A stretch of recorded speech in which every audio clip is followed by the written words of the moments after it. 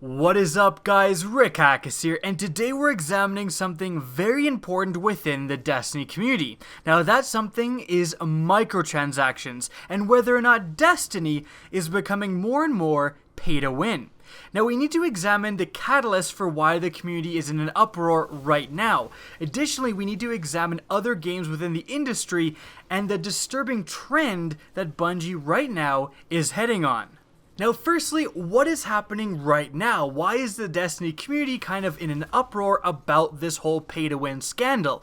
Well, simply put, it was revealed in stream about the new April update that Sterling Treasure will be available to purchase with silver in the Eververse store.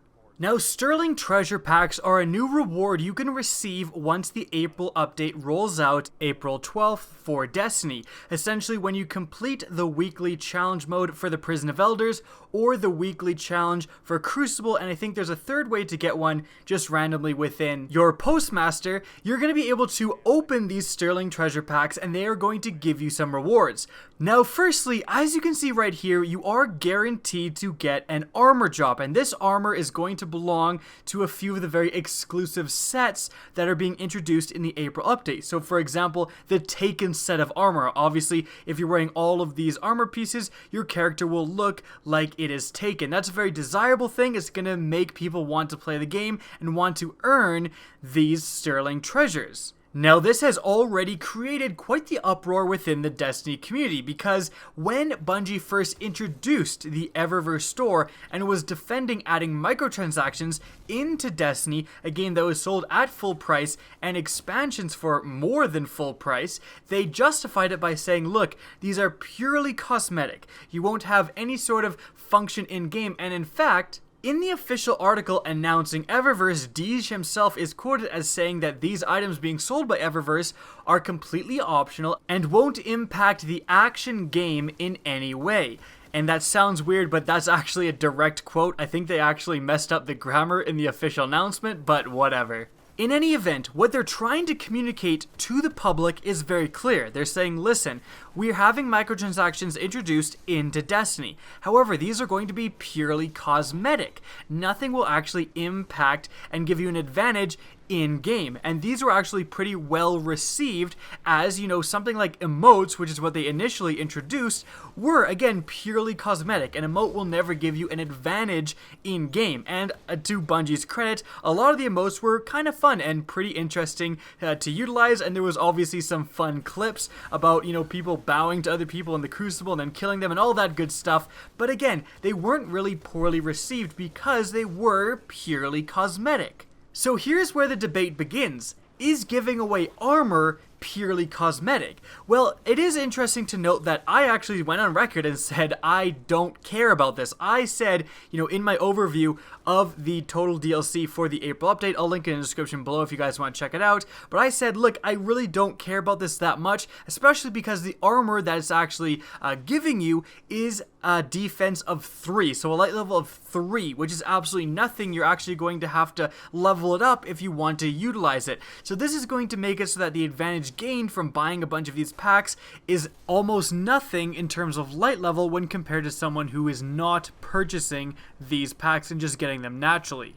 However, there are definitely some negatives with the armor. For one, it is still functional armor, and even though you'll have to increase it in a light level, you can just keep buying these packs until you get the perfect perks, you know what I mean? And then once you get the perfect roll on your armor, if you need a helmet for example, then you can just up that helmet, and that is giving you somewhat of an advantage. However, I would still have to agree with myself, I guess, and say that I don't think the armor and the ability to purchase this armor, because it is so low of a light level, is going to give anyone that substantial of an advantage. However, there is a much bigger issue simply to the right of the rewards, and I can't believe everyone's talking about this armor and not talking about what's on the right side, because on the right side, we have some purely pay-to-win stuff going on.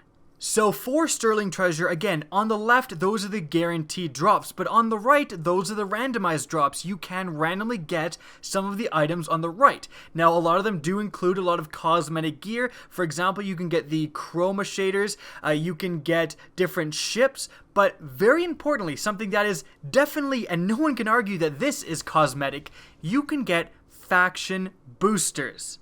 So by buying a Sterling Treasure, you have a chance to get, for example, a Crucible faction booster. You open that, you apply that to your character, and for 2 hours, you're going to get a lot more experience towards your Crucible Quartermaster and get those packages a lot sooner. So the result of this is that someone who purchases the Sterling Treasure packs over and over and over again is going to have an abundance of these different faction boosters, and they are definitely going to have access to much more rewards to a normal person who is not spending their money on these Sterling Treasure packs. So decidedly and unequivocally, this is pay to win. Someone who buys a bunch of these Sterling Treasure packs is going to get ahead in terms of the weapons rewarded, in terms of their faction rep, than someone who doesn't.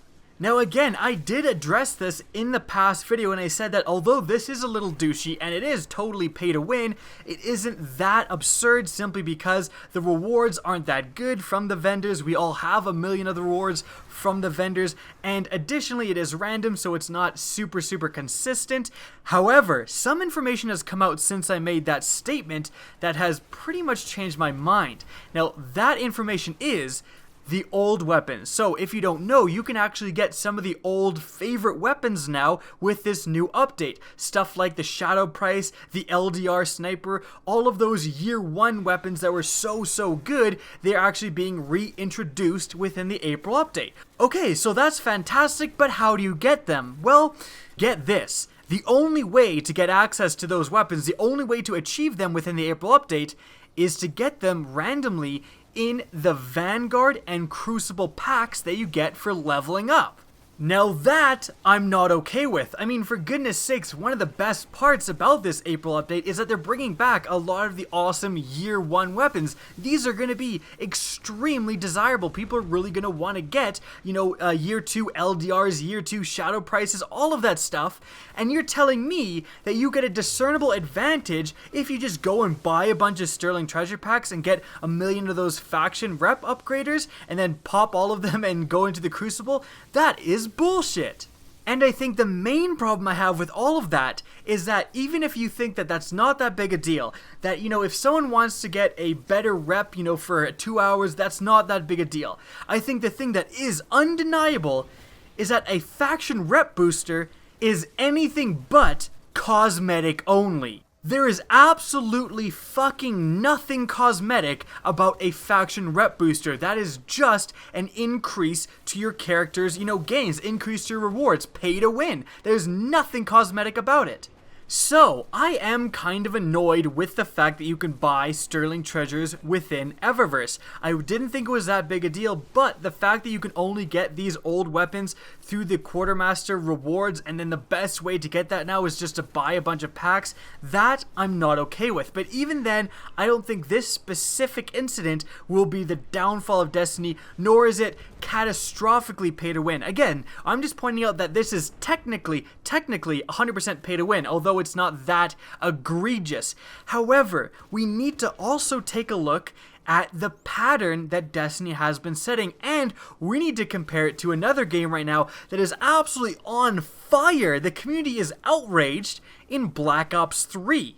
Now, if you go to the Black Ops 3 subreddit, for example, and by the way, if you're a Destiny fan and if you ever find yourself thinking, wow, there's a lot of salt within the Destiny community, you have no idea what you're talking about. You have no idea what salt is until you go to the Black Ops 3 subreddit, especially when they've just announced their new microtransaction scheme, because it is absolute outrage by the Black Ops 3 community. Most of the community is really against what Activision, same company who owns Bungie, keep that in mind, is doing with supply drops in Black Ops 3, and supply drops are very similar to Sterling Treasures, I'm just saying.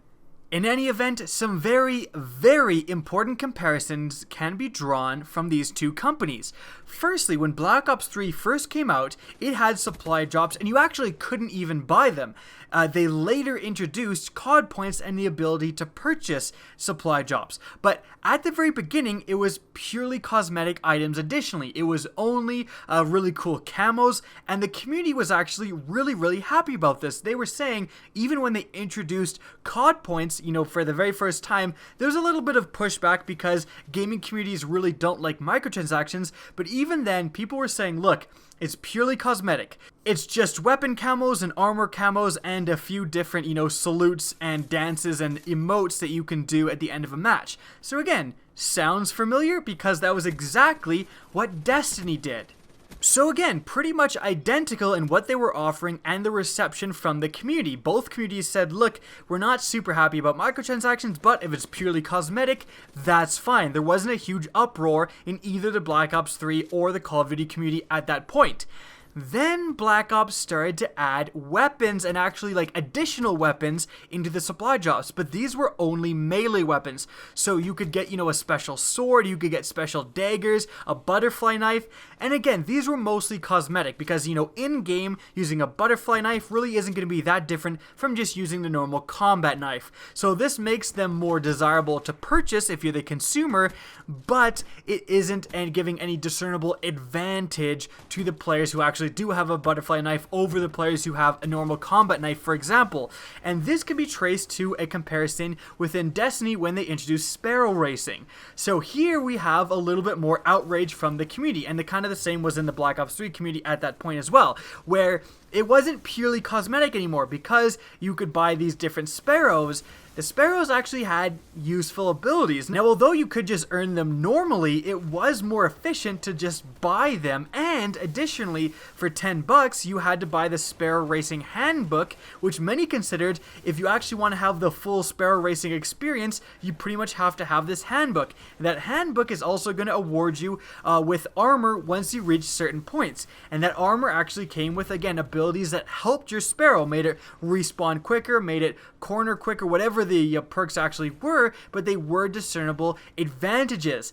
So again, we have this step towards pay to win by both companies.